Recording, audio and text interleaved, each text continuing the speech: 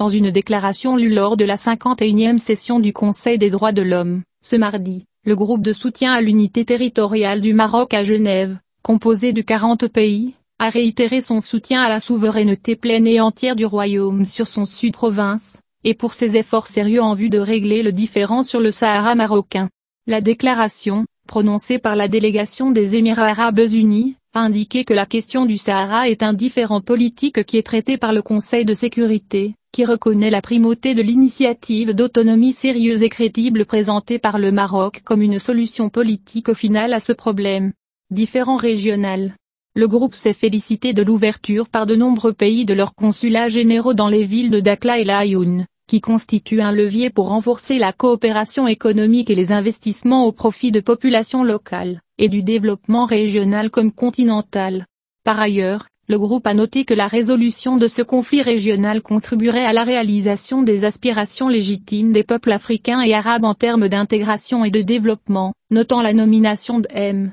Staffan de Mistura comme nouvel envoyé personnel du secrétaire général des Nations Unies. Général, qui s'est vu confier la tâche de relancer le processus politique, sous les auspices de l'exclusivité des Nations Unies, sur la base de la formule qui a été déterminée lors des 2 tables rondes tenues à Genève, et conformément aux résolutions du Conseil de sécurité, notamment la récente résolution 2602 du 29 octobre 2021, dans le but de parvenir à une solution politique réaliste, pragmatique et durable basée sur le consensus pour ce conflit régional. En ce qui concerne l'interaction avec les mécanismes des droits de l'homme, le groupe a souligné que le Maroc s'est engagé depuis de nombreuses années dans une interaction constructive, volontaire et approfondie avec le système des droits de l'homme des Nations Unies, en particulier le Haut Commissariat aux droits de l'homme, afin de promouvoir et de respecter les droits de l'homme sur tous ces territoires. En ce qui concerne les résolutions sur le conflit artificiel du Sahara marocain, le groupe a également noté que le Conseil de sécurité se félicite du rôle des commissions nationales et régionales des droits de l'homme à Dakhla et Laayoune,